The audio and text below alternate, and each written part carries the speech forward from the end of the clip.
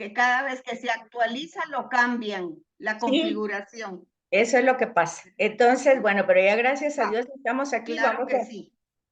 Vamos a empezar porque, mira, a ver si te recuerdas, pero ya esta es nuestra tercera sesión que Ujú. hablamos del pecado, ¿va tú? Sí, Entonces, ya con esta, fíjate que ahora no, ay, no, perdón. Es que ahora, ¿qué es lo que pasa? Ay, Dios, aquí está. Espérame. Te digo que es un lío. Ahí estás viendo. sí, Ok. Estás viendo la pantalla. ¿Qué vamos a sí, estudiar? sí, pero no dice nada. Ah, sí, porque ahorita va a decir. Ah, vaya, Es que todo, como me salí para ayudarte, sí, todo es se volvió a sorpresa. quedar. Okey. Bueno, entonces, te estaba diciendo que hemos visto la primera parte, desde la Sagrada Escritura, que siempre son los fundamentos, cómo es que la historia de la salvación nos presenta en los primeros capítulos de Génesis la tentación y el pecado, ¿verdad? Que básicamente lo presenta con una serie de símbolos, y que nosotros entendemos ya hoy de que la tentación pues es como una especie de atracción entre nuestra naturaleza humana y Ujú, toda la creación, ¿verdad? Y que nosotros queremos como poseer sin respetar nuestros límites. sí, Básicamente eso fue lo que vimos y después en la segunda tema de del pecado vimos la reflexión que el magisterio de la iglesia hace, sobre todo con Santo Tomás de Aquino, con San Agustín, sobre el tema del pecado original, el pecado originante y el pecado originado. sí, Entonces, así como en resumen es original, fue el primer acto, ¿verdad? ujú, Originante fue lo que causó ese primer acto y ujú, originado es las consecuencias de ese primer acto. ujú, Eso fue más o menos lo que vimos en sí, las últimas clases, ¿verdad? Entonces, hoy vamos a ver en esta otra el pecado, pero ya el pecado ya en nuestra actualidad, en nuestra realidad humana. ¿Cuáles son esas consecuencias del pecado en nuestra naturaleza humana? Y entonces ahí te recuerdas que el tema de la concupiscencia es un tema, pues, planteado, por decir así, por San Pablo, ¿verdad? Él es el que va a utilizar la palabra y va a desarrollar la teología. Entonces, vamos a ver también cómo es que entendemos esa realidad de la concupiscencia y luego, por ejemplo, el tema de la muerte, que es algo inevitable, ¿verdad? Que todos nacemos, crecemos, nos reproducimos y nos morimos. Entonces, ¿cómo es que se va comprendiendo que esa muerte, cómo la entiende el ser humano después del pecado, ¿verdad? Y la pregunta que si es inevitable el pecado, que si podemos, pues, digamos, salirnos de esa realidad y para evitar los efectos de esa situación, pues eso también es lo que vamos a ver. Y el mal, ¿verdad? Desde la óptica del pecado. Entonces, eso es básicamente lo que vemos en esta sesión para no confundir las tres, ¿verdad? La primera eran fundamentos, la segunda era reflexión del magisterio y hoy desde nuestra realidad. Eso es más o menos lo que tenemos. Y entonces, pues nos da la introducción y en la introducción nos presenta la realidad que vivimos, ¿verdad? La pobreza, la guerra, la envidia, la miseria, la opresión, sentimientos de culpa, de infidelidad, infelicidad. Entonces, vemos toda esa realidad y ¿qué es lo que nosotros pensamos? Bueno, que si leemos Génesis, vemos que Dios lo creó todo bien, ya lo vimos, ya lo estudiamos, vimos que todo está bien hecho. Cuando se creó Dios al hombre, pues era más que bien y que estamos hechos a su imagen y semejanza, que en Génesis 2 vemos que tenemos el insuflo del aliento divino. Entonces, aquí nos encontramos con dos realidades, ¿verdad? Que al principio parece que las cosas no eran de esa manera, pero ahora vemos como que es así todo.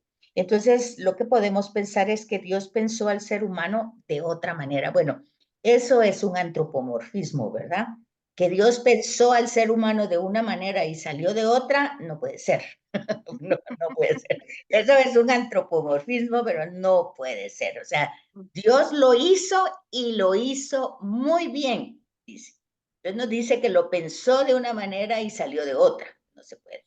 Entonces, también dice que hizo como una imagen o un muñeco de barro, pero ese muñeco no tenía vida hasta que él insufló en sus narices aliento de vida. Aquí nos dice, aquí hay una revelación ya desde Génesis 1 y 2. O sea, no es que Dios lo pensó de una manera y salió de otra. Dios lo hizo bien, perfectamente bien, pero, aquí viene el pero, ¿verdad? Somos materia, no somos espíritu. El elemento materia tiene que, eh, tiene que hacer, tiene que hacernos reflexionar con mucho énfasis que nosotros, por más que digamos, me salí del mundo, ya no estoy en el mundo, me volví espiritual, son palabras, porque no nos podemos salir del mundo. ¿Y a dónde nos vamos a ir? ¿A Marte o a dónde nos vamos a ir? No nos podemos salir, estamos. Y en el Evangelio dice Jesús, ustedes son sal y luz del mundo. No dice sálganse del mundo, dicen iluminen al mundo, sazonen al mundo, hagan fecundo el mundo. Pero ahí está el tema, ¿verdad? Esa es la misión. Y Jesús dice en otra parte, el espíritu está como que fácil para hacerlo. El espíritu quiere hacerlo, puede hacerlo. Pero la carne, dice Jesús, ¿verdad? Es la parte de la materia. Es una parte con la que tendremos que lidiar y no es que Dios nos haya hecho mal, nos hizo así. Y eso tiene un plan, un proyecto de salvación, porque espiritualmente, desde el espíritu, nosotros podemos intuir con mucha facilidad a Dios. Pero las circunstancias humanas como esto que vemos aquí nos hace cuestionar esa presencia de Dios. Fíjense, eso es desde el origen hasta el día de hoy. Y no es que Dios pensó otra cosa, es que así somos. Por eso hay que corregir ciertos vocabularios o matizarlos. Por ejemplo, me volví espiritual, no se puede, ¿verdad? Podemos cultivar el espíritu, pero siempre vamos a tener pues lo que somos, la humanidad carnal. Luego, por ejemplo, cuando nos muramos nos volvemos ángeles. No, eso tampoco es cierto, porque hablamos de la resurrección de la carne. O sea, no nos vamos a volver ángeles, no somos ángeles, no nos podemos volver De la mayonesa nueva. no nos podemos volver algo que no somos, ¿verdad? Entonces es interesante que nosotros nos demos cuenta de esas realidades para pues utilizar bien nuestro lenguaje. Espéreme porque Buenos días, perdón por interrumpir, pero buenos días. voy llegando. ¿En qué página iremos del manual? Estamos en la página 116. Muchas gracias. Okay. Están viendo la imagen, ¿verdad? Sí, Betsaida. Sí, se ve. Ok. Entonces, bueno, esa es la parte de la introducción y eso es lo que más o menos hemos ido viendo en los dos temas anteriores del pecado. El fundamento que nos da la base, es decir, no es que Dios nos hizo mal, ni lo pensó de una manera ni de otra, nos hizo como somos.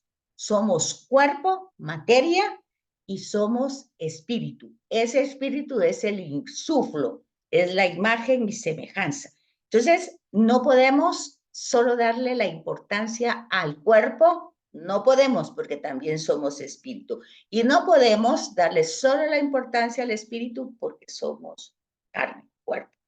Eso está claro, ¿verdad? ¿O no? Muy claro, muy Entonces, claro. pero ese va a ser el problema que vamos a tener, ¿verdad? Vamos a tener hasta el último día de nuestra vida, porque las circunstancias del mundo nos hacen, pues, tambalear en nuestra fe, en nuestra confianza, y de pronto decir, bueno, ¿por qué pasan estas cosas? ¿Por qué? Y entonces, aunque no digamos si Dios existe, pero a veces la sospecha va ahí metidita, ¿verdad? Entonces, este es el tema de la concupiscencia que vamos a ver más adelante. Entonces, en la introducción vemos, pues, esa realidad que Vaticano II, en Gaudium et Spes, en su numeral 10, nos va a decir que ese es un desequilibrio, es otro desequilibrio fundamental que hunde las raíces en el corazón humano. O sea, toda esa carga, toda esa angustia, todas esas penas, todas la ansiedad que provoca que las cosas nosotros no tengamos control sobre ellas y salgan de otra manera, forma parte de ese desequilibrio, ¿verdad? Que nos hace sentir todos las circunstancias como presenta aquí la imagen, ¿verdad? Como que estamos cargando al mundo, como que lo que hacemos, pues, ¿qué? Está mal hecho, no hemos entendido, o sea, queremos pensar por qué Dios hace las cosas así, qué es lo que me está queriendo decir, cómo tengo que cambiar o hacia dónde me tengo que dirigir. Bueno, hay una serie de reflexiones, ¿verdad? Por eso dice que es otro desequilibrio fundamental que hunde sus raíces en el corazón humano. ¿Qué es ese otro desequilibrio? El pecado. Estamos hablando de las consecuencias del pecado. Produce ese desequilibrio entre nuestra humanidad limitada, porque es limitada, y nuestro espíritu que quiere, pues, liberarse. Pero entonces, en esta realidad, el ser humano experimenta múltiples limitaciones y se siente en sí mismo, se da cuenta de que hay divisiones de muchas formas y de formas graves, ¿verdad? Hay discordias que se provocan en la sociedad, que si nosotros lo vemos desde otra perspectiva, podemos verlos desde una perspectiva con Dios y desde una perspectiva sin Dios. Por ejemplo, cuando nosotros oímos noticias y vemos las situaciones que están pasando, eh, por ejemplo, hoy recibí un chat y me dio mucha risa porque está el lobo ahí digamos que en el ambón, pero no es que esté en la iglesia, ¿verdad? Sino que está haciendo su candidatura para ser presidente, ¿verdad? El lobo. Y toda la gente, o sea, todos sus destinatarios, todos los que están escuchando su discurso son ovejas. Y está el lobo ahí.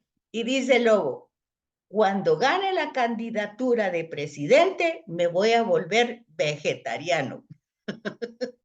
Entonces, a mí me dio tanta risa porque digo, ay, Dios mío, ¿qué nos está diciendo ese chat?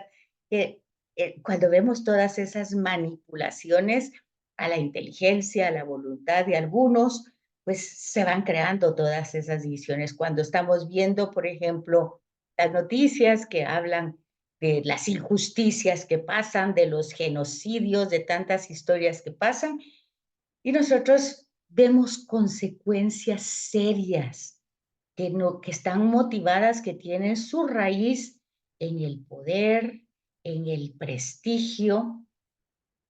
Y muchas veces uno oye cuando dicen las personas, pero ¿por qué quiere más si tiene tanto dinero y tanta cosa? ¿Por qué quiere más? Y dice, es que lo que no quiere es dinero, lo que quiere es poder, prestigio. Eso le da el placer, ya el dinero no le da el placer, le da el como ir subiendo, pues alturas más altas sin respetar límites y no importando las consecuencias. Pues todos esos desequilibrios, la teología lo reflexiona como consecuencias del pecado, o sea, son consecuencias graves, ¿saben? Y es cierto, ¿verdad? Yo les contaba la vez pasada que cuando yo le preguntaba a un sacerdote eso, me contestaba así, pues es por el pecado, me decía todo, y yo decía, ay Dios, pero ¿por qué por el pecado? Bueno, pero ya este manual va entrando con una forma más detallada para que nosotros vayamos captando esas realidades y les pongamos atención, ¿verdad? Porque aunque sea en nuestro metro cuadrado, podemos hacer el cambio. Entonces dice que hay 3 realidades que tocan al hombre en su condición de pecador. 3 realidades. Y entonces aquí están esas 3. Ya las tienen desarrolladas en el folleto, ¿verdad? En la página 117 tenemos el tema de la muerte. En la página 118 tenemos el tema de la concupiscencia y cómo se va desglosando en la Biblia y cómo cómo lo va entendiendo el magisterio de la iglesia. Ese lleva varias páginas. Y luego el pecado, ¿verdad? Que es inevitable, fíjense, inevitable, o sea, no lo podemos evitar. Estamos como ahí, nadandito entre todo eso, ¿verdad? No nos podemos decir, yo no tengo pecado, yo no, porque eso es lo que se oye cuando dice que hay que confesarse, pero ¿y para qué? Si yo no, ¿qué hago yo? Yo no cometo pecados. Bueno, ya vemos en estas lecturas de esta semana, ¿verdad? ¿Saben por qué, por qué estamos leyendo a San Mateo en esta semana? Y estamos leyendo a San Mateo porque, aunque es el ciclo B, reflexionamos el Evangelio de Marcos, ustedes saben que las bienaventuranzas no están en el Evangelio de Marcos. Raro, ¿verdad? Pero no están. Entonces, las bienaventuranzas las tenemos como el proyecto, el plan, el programa de Jesús de Nazaret. Y como vamos a pasar el año sin leer ese proyecto, ese plan, esa propuesta, entonces se utiliza a Mateo. Y en Mateo, pues nos está diciendo realmente de dónde empieza el pecado. Se fijan, toda esta semana hemos leído eso. Incluso Susi compartió una página muy bonita de Monseñor Barro explicando la causa del pecado, porque de eso se está hablando toda esta semana, ¿verdad?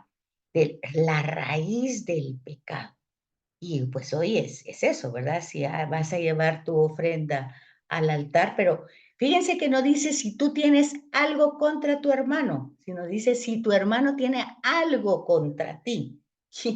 Imagínense, no es ni siquiera que yo tenga algo contra mi hermano, es si mi hermano tiene algo contra mí.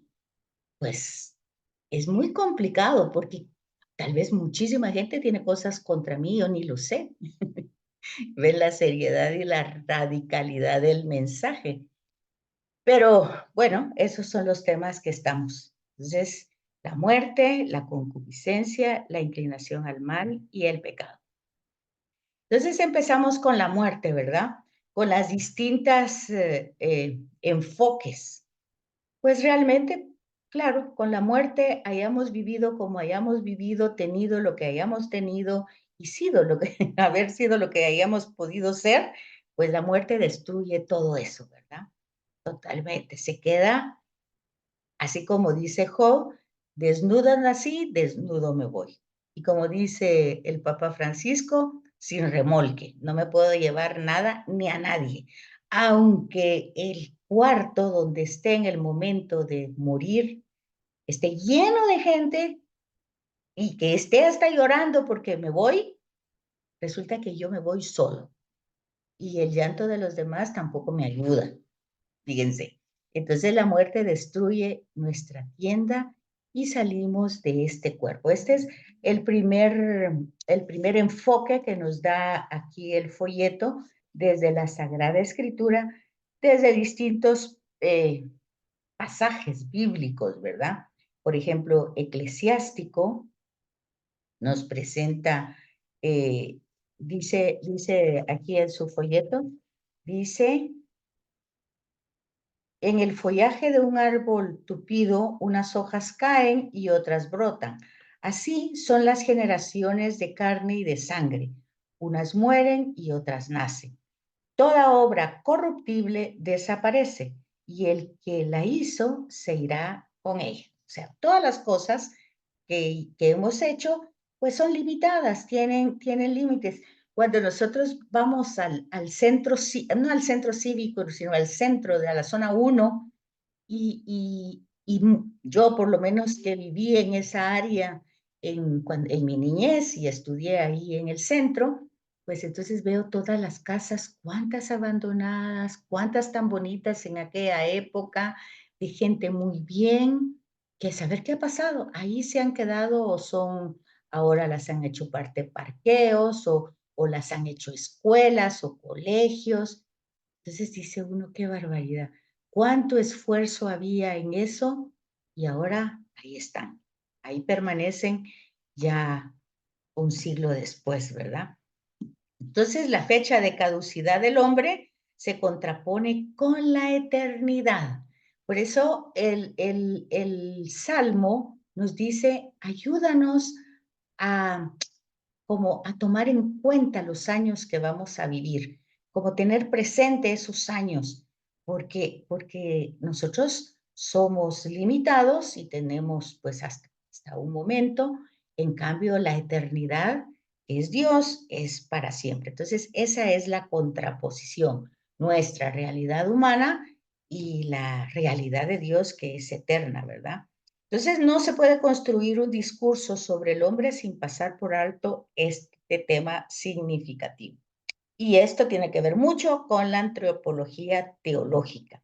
Debe buscar a la luz de la muerte una inteligencia más profunda de la condición humana.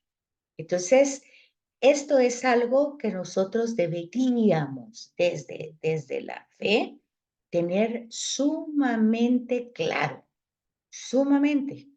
Tanto la salud, la vida, todo tiene límites, todo. Nada es para siempre. Se nos ha dado para disfrutarlo en su momento y luego, pues como todo, se va deteriorando y acabando. Entonces la escritura hace referencia a la muerte como vuelta al polvo. Entonces, ¿se acuerdan ustedes miércoles de ceniza? Acuérdate, hombre, que polvo eres y en polvo te vas a convertir. Entonces, pero ese polvo, acuérdense que tiene un soplo vital. ¿Se acuerdan, verdad? Y el Salmo 104 nos hace esa referencia para que nosotros entendamos que ese soplo vital regresa a quien lo dio, porque es de él, ¿verdad? Ese no tiene límites y ya estamos viendo esa contraposición, como una vuelta del Espíritu de Dios que lo ha concedido. Regresa a Dios su hálito, su aliento. Él lo concedió, regresa a él. Entonces, nosotros eso lo entendemos como la partida del alma, ¿verdad? Del cuerpo corruptible, pues que se queda, y el alma que regresa a donde pertenece. Eso está presentado en sabiduría, en eclesiástico. Entonces, son temas, ustedes lo tienen ahí en el manual, para que nosotros vayamos entendiendo una realidad de la cual no nos podemos escapar. Entonces, con la muerte se destruye nuestra tienda, salimos de este cuerpo, nos duele morir, aun cuando la fe nos promete una morada eterna, un vestido celestial, una presencia con Dios. Eso está también en Pablo, 2 Corintios, porque nosotros entendemos la muerte pues de una manera, no como una trascendencia, que vamos a trascender, no lo entendemos así, por más que está escrito, pues ya se dan cuenta ustedes de que aunque es regreso al Padre, nadie está haciendo cola para quererse ir con el Padre, ¿verdad? Por mucho que sea la eternidad, la felicidad, todo lo que ustedes quieran, pues ya ve que no hay cola para eso, ¿verdad? Entonces, hay cola para otras cosas. Entonces, porque la muerte es un destierro corporal del alma espiritual. Con la muerte se le acaba al hombre el tiempo de construir su propia suerte. La muerte es la noche cuando ya nadie puede trabajar. La muerte es el final del plazo de inversión. La muerte es el examen final que nos pone a prueba en lo importante. Y acuérdense, ¿para qué fuimos creados? Pues hemos sido creados para conocer, amar y servir a Dios en esta vida y por ende gozar de Él en la eternidad. O sea, es una continuidad de algo que hemos hecho aquí, gozando de Él, ¿verdad? Y en la continuidad. Ahora, el tema es cuando las circunstancias se ponen tan, como dice en Chapín, color de hormiga, ¿verdad? Pero de aquellas hormigas coloradas que picaban mucho, yo no sé si existen, pero, pero bueno, era cuando decían color de hormiga. Se ponen las cosas así, entonces nosotros nos enfocamos tanto en lo difícil de la circunstancia que perdemos de vista por un rato a Dios. Entonces la muerte es el cara a cara con lo que realmente soy. Ustedes han oído a la gente cuando dice, usted no sabe quién soy. Bueno, toda esa persona que dice que no sabe quién es, va a saber quién es en ese momento. Antes tal vez no tanto, ¿verdad? Porque se va, se va a confundir con tantas realidades que va a creer que son esas realidades, ¿verdad? Pero ya en el momento de la muerte se va a saber realmente quién es cada quien. Bueno, entonces ya vimos esto, que nos duele morir, ¿verdad? A través de Pablo. Ya vimos esto también y continuamos con la muerte. Perdonen, el tema no es que sea así todo terrible, sino que es una reflexión necesaria porque forma parte de la vida. Entonces dice, ya en el Antiguo Testamento, aunque no se habla directamente de resurrección, ya hay indicios de la supervivencia después de la muerte en el Antiguo Testamento, ¿verdad? Ya vamos viendo distintas realidades. Se va desarrollando. Esa es otra cosa importante que también debemos de comprender en la Sagrada Escritura, que en un pasaje hay una revelación que va a tener un hilo conductor, o sea, va a ir desarrollándose. O sea, que por ejemplo, eso que en Génesis nos dice que somos imagen y semejanza, y que en Génesis 2 nos da otra revelación, que tenemos el insuflo o el aliento de Dios en nosotros, se va a ir desarrollando a través de los distintos personajes.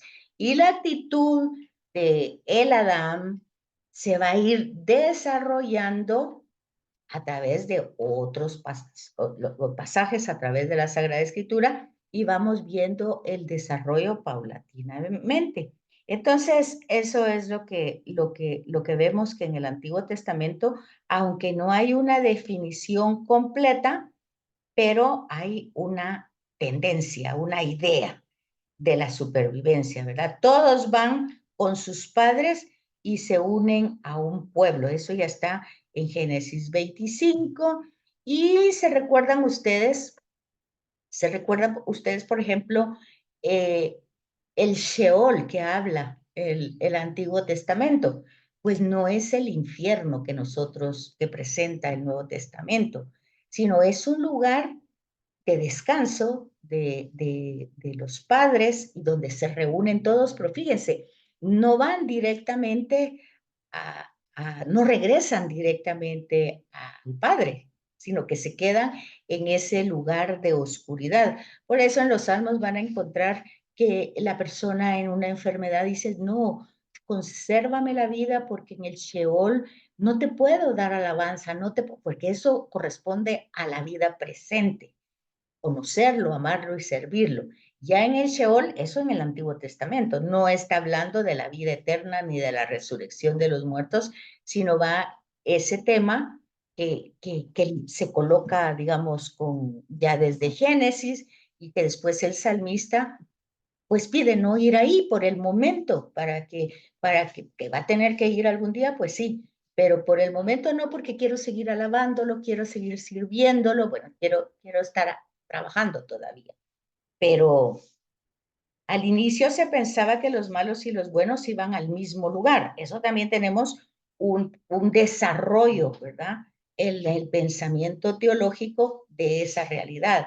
¿Cuál es el fin de todos? Entonces se pensaba, todos se van al mismo lugar.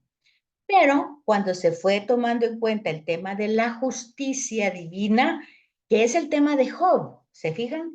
En el libro de Job encontramos ese problema, porque no es tanto que Job que sí se queja, porque se queja con sus amigos de todo lo que está pasando, pero con Dios lo que le pasa ¿es Dios justo o no es justo? Que es lo que decíamos al principio, el tema de las circunstancias, cuando las circunstancias pues superan nuestra capacidad de comprensión, pues entonces nosotros al que cuestionamos es a Dios, si está o no está, si es justo o no es justo, o si es lo que su proyecto de qué se trata. Entonces el tema de la justicia divina es un tema que se toca en muchos lugares en la Biblia de forma progresiva, porque en Job está el tema de la retribución, que es una manera arcaica de pensar en la justicia de Dios. Arcaica quiere decir que es muy antigua. ¿Qué significa eso? Significa que antiguamente, y oigan la palabra, antiguamente se pensaba que Dios premiaba a los buenos y castigaba a los malos. Antes, mucho antes. Y esa era la teología de la retribución que los amigos de Job llevan a cuestionarle a Job, ¿verdad? Los tres amigos, ¿se recuerdan? Y esos tres amigos insisten en esa teología, son de distintos lugares. Si ustedes entran al texto y se van a dar cuenta que Job, pues no es israelita, ¿verdad? O sea que es casi del periodo patriarcal. O sea que tiene concepciones muy primitivas de la realidad divina, pero aún en esa realidad se considera la abundancia de bienes, la abundancia de salud como una bendición, que obviamente lo es, porque pertenece a la providencia de Dios, Dios que provee. Pero acuérdense que somos administradores, ¿verdad? Y aquí entran todos estos temas que no son comunismo ni solidaridad, no, es realmente la realidad. Administramos, somos administradores. Entonces, en ese proceso, pues Job dice, él se defiende, ¿verdad? Con sus amigos y dice, no, realmente lo que a él le duele no es que haya perdido los bienes, no es incluso que esté sufriendo en el cuerpo, sino que lo que entra en su corazón es, Dios realmente es justo, Dios de verdad es justo, que es lo mismo que pasa cuando nosotros presentamos, sobre todo a las jóvenes, pues la teología de la pasión, muerte y resurrección de Jesús. Créanme que no es atractivo para ellos pensar que ese hombre verdaderamente justo, verdaderamente sano, santo, conectado totalmente con Dios, pues termine muriéndose. Pues no muriéndose, sino que termine que lo matamos, ¿verdad? Entonces muchos de ellos cuando estamos dando esos temas dicen, no, es que en esa parte no se puede, dice, porque algo pudo haber hecho, algo para no terminar en esa realidad. Es difícil, ¿verdad? Entender que Jesús formaba parte de su propia misión, que es enviado y que Él conoce las consecuencias de su misión, pero lo importante es que por el proyecto del Padre y por amor a nosotros, sigue con ese proyecto de salvación hasta sus últimas consecuencias. Entonces, la teología no es algo así que nosotros no podamos entender. Sí la entendemos, pero tenemos que entrar un poquito en el texto, no leerlo solo superficialmente. Entonces, aquí tenemos esas concepciones que van evolucionando. Eso lo dice el manual en la página 117. Esas concepciones van evolucionando hasta concebir que a los buenos, pues, ¿qué es lo que les pasa en el Antiguo Testamento? Pues están ahí guardaditos en el Sheol. Era un lugar, pues no de castigo, era de oscuridad según la concepción que ellos tenían. Y ese es el lugar donde baja Jesús, ¿verdad? Al Sheol. Cuando nosotros decimos en el credo, ¿qué pasó en los 3 días? Bajó a los infiernos, ínfera al Sheol, no al infierno que nosotros así de, con cachos y cola y todo eso, no. Es Y Juan Pablo II dice que tampoco es así, dice que es un estado, ¿verdad? Entonces, son cosas que van evolucionando, terminologías para que nosotros entendamos, ¿verdad?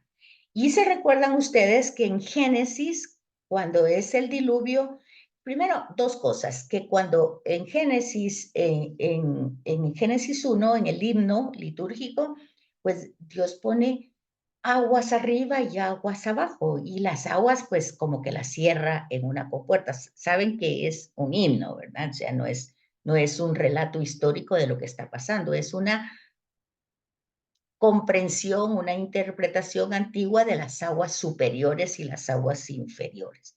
Y entonces en el diluvio, siguiendo ese mismo antropomorfismo, pues Dios abre las compuertas de las aguas superiores, ¿verdad? Que forman parte del diluvio y por eso cae tanta agua. Y entonces ahí viene la inundación. Entonces hay aguas superiores, partes inferiores y luego más ínferas, o sea, abajo de la tierra, ¿verdad? Son concepciones. Y acuérdense que han habido muchísimas concepciones.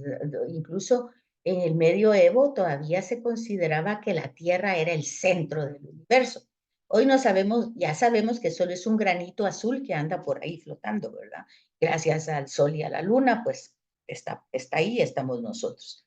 Pero bueno, todo eso se va a ir cambiando y desde la fe vamos progresivamente hasta llegar al tema de la resurrección. Entonces, ya llegamos a ese tema y ya ahí es donde nosotros, seguidores de Cristo, ahí es donde nosotros tenemos que parquearnos, ¿verdad? Y saber que hay una inmortalidad junto con Dios. No porque nosotros lo entendamos con claridad, no porque nosotros querramos ir, simplemente porque Jesús así lo dijo y Jesús pues no es un filósofo, no es un maestro, no es un gran pensador, es Dios. Entonces es una verdad revelada, al menos para nosotros que creemos y lo seguimos a Él. Entonces, aquí es esto, ¿verdad? Que esta vida, hasta la muerte, nosotros tenemos la respuesta, como en todos los textos del Antiguo Testamento, incluso en Job, que Job pues habla del sufrimiento y de la justicia de Dios, pero no da una respuesta de cómo se soluciona. Entonces, como empieza como un cuento y termina como un cuento, empieza como había una vez y termina, y vivieron muy felices, entonces, pues así termina ese libro, ¿verdad?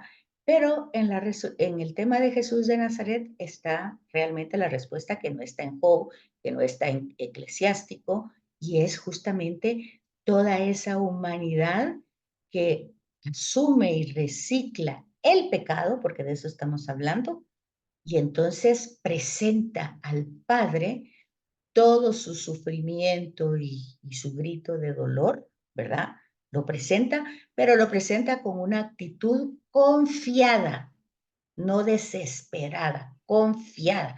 Ahí está la respuesta, ¿verdad? No está en un tema mitológico, legendario, no, sino que en una acción humana que por amor al proyecto del Padre y a la humanidad asume todo el pecado, todas las consecuencias del pecado, no erradica el pecado, asume las consecuencias que obviamente las consecuencias es totalmente alejados de Dios, nosotros alienados, ¿verdad?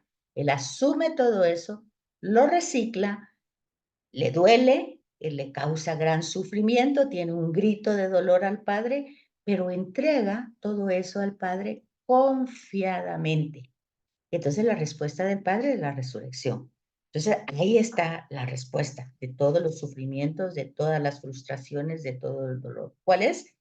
Pues presentarlos, asumirlos primero junto a Jesús, presentarlo en las manos de Jesús confiadamente al Padre y esperar la resurrección en esas circunstancias. Acuérdense que si el grano de trigo no muere, pues no da vida. Entonces, aquí encontramos cómo la iglesia llegará entonces, comprendiendo bien este enfoque teológico, a afirmar una inmortalidad natural. primero para el alma humana, porque regresa al Padre, ¿verdad? Es el insuflo de Dios que regresa a Dios, y después para el cuerpo, ¿verdad? La inmortalidad de Dios es esencia, o sea, Dios, acuérdense, no cambia, no se muta. En la respuesta que le da Dios a Moisés, soy el que soy, o sea, es una esencia, soy el que soy, no cambia, no muta, no cambia de opinión, no se arrepiente. Ay, vamos a encontrar que en la escritura sí aparece, que se arrepiente, que se enoja, que castiga, bueno, todo eso ya sabemos que es parte del lenguaje para que la persona vaya entendiendo hacia dónde se va dirigiendo, sobre todo el lenguaje de los profetas, ¿verdad? Pero la inmortalidad de Dios está en su esencia y la inmortalidad del alma humana es por participar en esa esencia. Pero fíjense que esa participación no es al final de la vida. Acuérdense del catecismo chiquitito, cuando hicimos la primera comunión, conocer, amar, servir a Dios en esta vida. Y para participar de esa esencia en la inmortalidad. Entonces, aquel catecismo que era tan chiquito y tenía solo preguntitas y respuestas, pues estaba bastante bien hecho. Después dice que por instinto, bueno, aquí ya entramos al tema de la concupiscencia, pero hay todavía un párrafo aquí que dice que en el desarrollo de las primeras comunidades cristianas se fue pasando de la concepción de un fin apocalíptico cosmogónico al fin particular de cada uno. O sea, que al final, cuando todo iba a ser transformado, todo el cosmos, como dice Pablo, ¿verdad? El cosmos está sufriendo también como gritos de parto, ¿verdad? Y porque está pidiendo su liberación. Entonces, cuando han habido, en el mismo Pablo, su doctrina se ve que no es igual en Gálatas que en Romanos, que es casi parece Gálatas como un esbozo de lo que más tarde va a ser la carta a los romanos. Entonces se trata de una historia personal de cada uno, de sus propias angustias, tribulaciones, que, que uno asume, no es decir gritando de gozo y brincando, porque pues duele, ¿verdad? Y un sacerdote me decía, usted no ve a Jesús con la cruz a cuestas matándose de la risa, ¿verdad? No, pues va sufriendo. Es el siervo que sufre, ¿verdad? Pero que le da sentido a ese sufrimiento. Entonces, ¿qué es lo que hay ahí en el fondo? Pues es el reino de Dios. Dios reina porque es el Señor, porque es el autor de la vida, porque es el dueño de todo. Y entonces la iglesia pues va a ir dando ese sentido hasta afirmar la inmortalidad natural del ser humano. Entonces, la concepción teológica es que todo este desequilibrio pues entra por el pecado, ¿verdad? Pero es algo inherente. O sea, dice el Salmo 51, pecador me concibió mi madre. O sea, es algo inherente. Está. Ahora, yo estaba oyendo una conferencia ecuménica. Ya saben que ustedes que el ecumenismo es un diálogo entre los distintos movimientos cristianos. Y van a creer ustedes que no sabía yo que para los cristianos de Oriente, pues no, este tema del pecado original no tienen ellos de esa manera reflexionados en su teología, ¿verdad? Porque decía uno de los representantes de comunidades de Oriente, pues que ellos no nacen con pecado, ellos nacen bien, solo nosotros nacemos con pecado, decía. Entonces, eso pues tendré que profundizar un poquito porque fue algo que oí creo que ayer o anteayer y no he tenido tiempo de profundizarlo en otros temas, pero ya les contaré qué es lo que encuentro por ahí. Entonces, ya, aquí más o menos eso es lo que queda y entra el tema de la concupiscencia, que dice que el hombre está inclinado al mal desde la niñez. Es lo que estamos hablando ahorita, ¿verdad?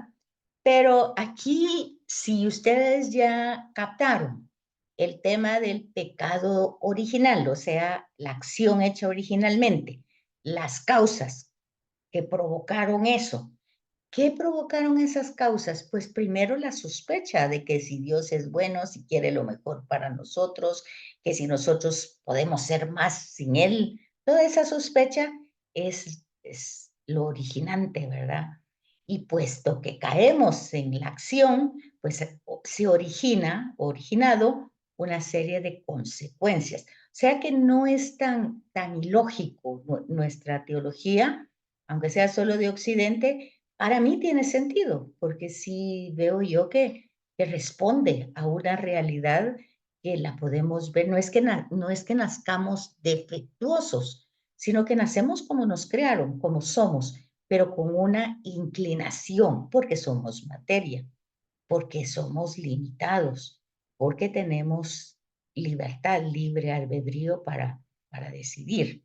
Entonces, en la concupiscencia dice que por instinto el ser humano busca la satisfacción inmediata, individual, terrena y temporal. Yo escuchaba en otra conferencia cómo desde que nacemos, ¿verdad? Nuestro lenguaje, que es el llanto, porque no sabemos hablar, entonces nosotros lloramos para decir que algo nos está pasando, que tenemos hambre, o que tenemos frío, que nos duele algo, recurrimos al llanto. Pero un psicólogo de niños dice que nos damos cuenta inmediatamente que con solo pegar el primer grito, la mamá ya está ahí presente. Entonces, poco a poco vamos modulando nuestro lenguaje y acomodándolo para gritar cada vez que queremos que nuestra mamá esté ahí. Bueno, yo no sé si eso es cierto, pero es una reflexión de la psicología, que nos va diciendo un poco lo que dice esto, ¿verdad? Que queremos una satisfacción inmediata, individual, o sea, para mí, terrena y temporal. O sea, lo quiero aquí, ya para mí. Y parece que lo hacemos desde que nacemos, que nos vamos dando cuenta, se va despertando nuestra, ¿qué sería? Tal vez no nuestra inteligencia, o tal vez sí, se va despertando y entonces empezamos a manipular, fíjense ustedes. Entonces, el ser humano encuentra dificultad en poner a Dios como razón de sus acciones. No sabe si pone a Dios como motivación de esas acciones o va a seguir sus instintos.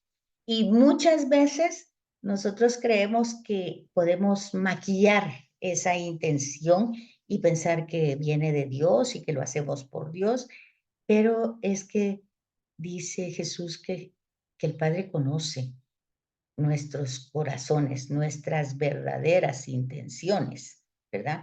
Entonces, a Dios no lo podemos engañar, pero ustedes saben que a nosotros mismos sí nos podemos engañar. A nosotros sí nos podemos creer nosotros mismos lo que nos decimos. Entonces, hay que tener cuidado, ¿verdad?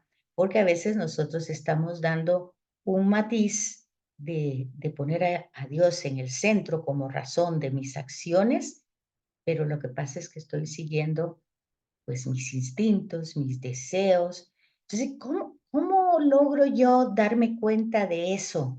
¿Cómo logro saber realmente en qué lugar estoy, cuál es mi situación? Pues es muy difícil, por eso, porque nos engañamos a nosotros mismos. Pero en ese mismo Salmo 51 dice, dándonos cuenta que pecador nacimos, pecador nos concibió nuestra madre, que a Dios le gusta un corazón sincero y que por las noches nos instruye sabiduría y que sus juicios siempre van a ser rectos y que en su sentencia siempre va a brillar su justicia y rectitud. Como sabemos eso, lo que veíamos anteriormente, nuestra realidad y la de Dios, pues le pedimos a Él, crea en mí ese corazón puro, crea. O sea, ahí está, pero algo está pasando, ¿verdad? Entonces necesitamos una nueva creación. Tema que también tiene conclusión hasta en el Evangelio, ¿verdad? Pero ya tenemos esa lectura, ya tenemos de esta semana, ¿verdad?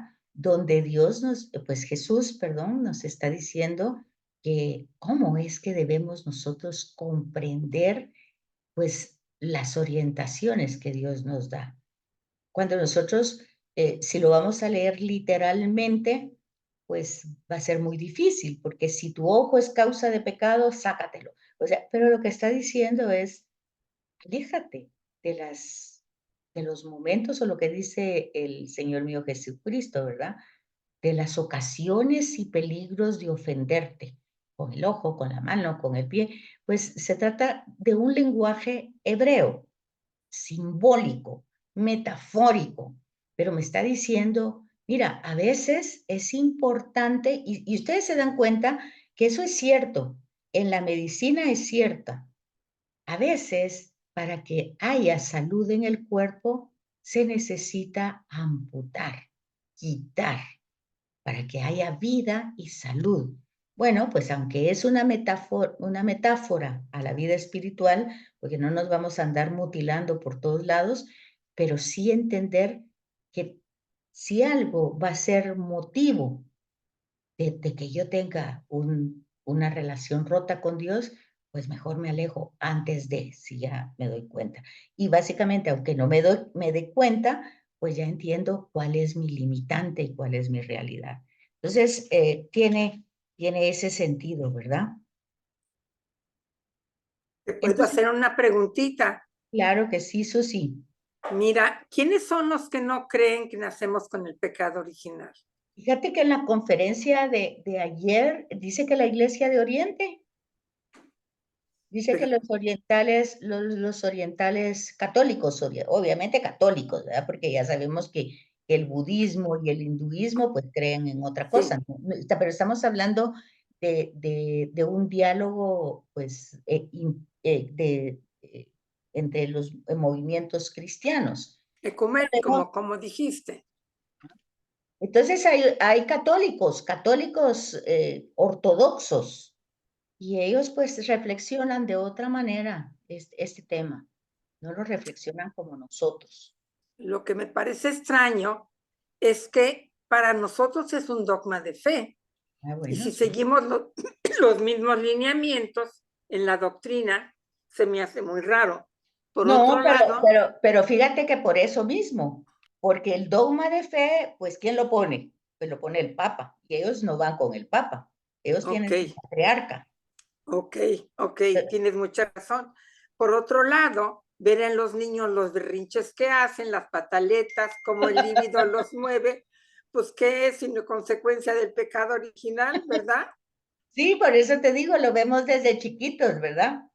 Queremos manipular y a veces cuando uno mira eso se recuerda de su niñez y dice, ay Dios, sí es cierto, ¿verdad? Porque yo me recuerdo a veces gritando de esa manera solo para que mi mamá me oyera, y luego cuando mi mamá se iba lejos yo dejaba de gritar porque ya me dolía la garganta.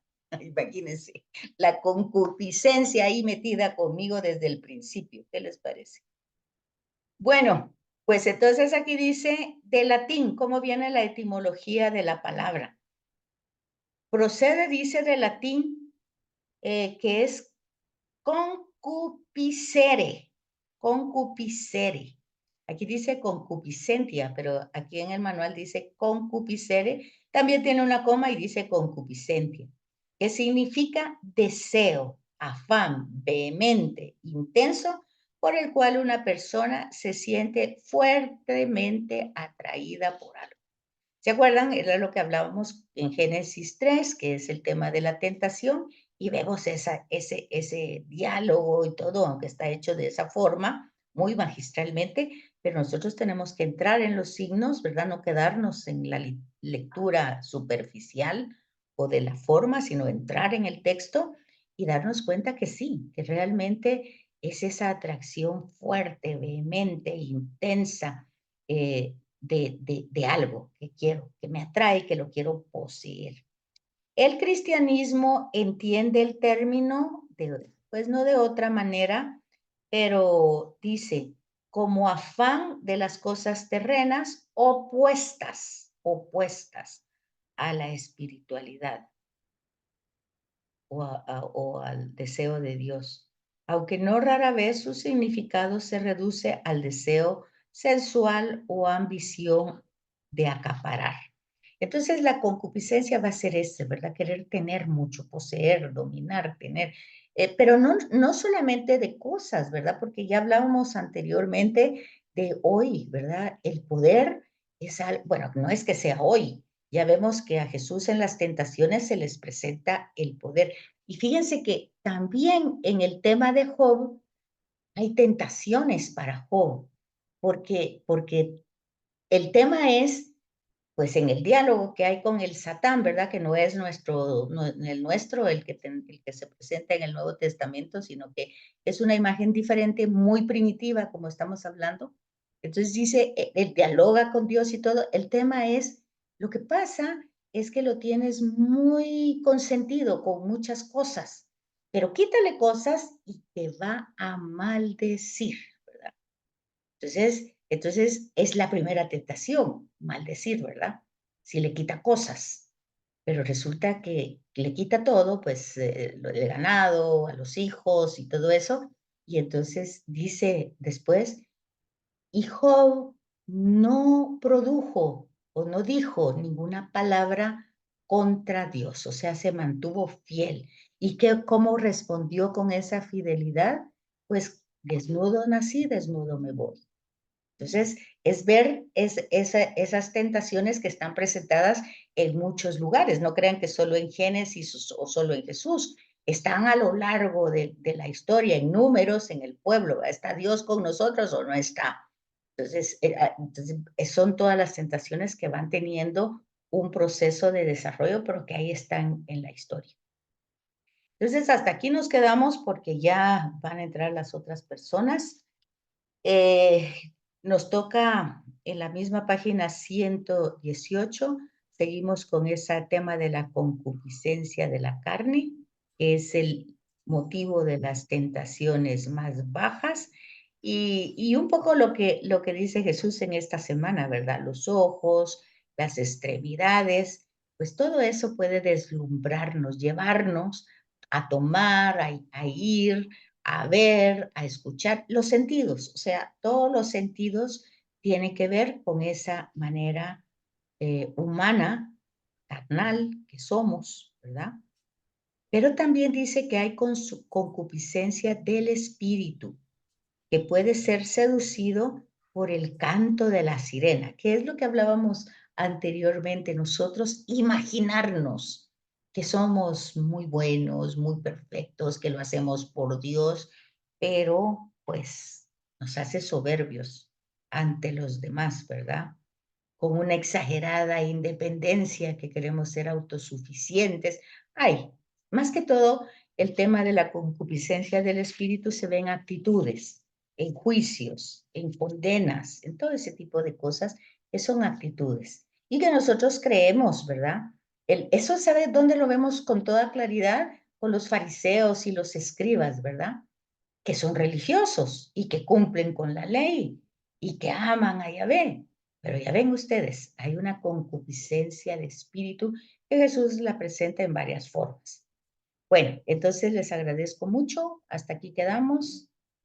Ay, te quiero comentar una cosa que a mí me Dime. ayudó muchísimo. Cuando hablas que el pecado rompe la armonía en la comunicación con Dios, y por eso la oración no puede ser dada más que, espérate, porque me aclaró tantas cosas. En la adoración, ¿por qué nos ayudamos de textos de oraciones? Porque está rota esa comunicación. ¿Cómo me ayudó ese concepto? Me aclaró muchas ideas. Ay, qué bueno. Y fíjate que yo esta semana estaba pensando, cuando Jesús le dice a Pedro que lo iba a negar 3 veces, yo en una clase estaba pensando, ¿cómo Pedro no le dijo, ay, ayúdame, Señor, para no negarte? No, yo no quiero negarte, no quiero romper esta relación tan bonita. Yo estoy segura que el Señor le hubiera ayudado, pero no se le ocurrió a Pedro, fíjense, a mí se me ocurrió. Y se me ocurrió también con Judas cuando le dijo que se fuera a hacer lo que tenía que hacer. Judas le dijo, no, yo no quiero hacer eso, mira, es la concupiscencia la que me quiere llevar por ahí, pero yo no quiero ir, yo no quiero Bueno, ir. Pero bueno. no se les ocurrió. ¿Qué les parece? Pues que ni modo, ¿qué le vamos a hacer? Que se nos ocurra a nosotros pedir ayuda a tiempo, a cada rato, a Susi, cada rato. a cada Bueno, rato. qué Bueno, poquitas participaron, solamente Hilda, ¿verdad? no, hay 4. Yo no sé quiénes están porque no me aparecen, pero porque ahora Ah, con... está ahí Rosarito, Yo, la Ah, Chochis. Chaito, sí. No, las demás dijeron, Sandra dijo que no iba a estar y Ana Carlo también. Se disculparon y Gaylin pues también. Entonces solo estamos las que estamos. Pero Bueno, la y clase aquí yo de queda mi casa. grabada a la hora. Ok, muchas gracias. gracias. Hola, Muy chicas. Adiós, feliz amable. Bye. semana. Gracias igualmente.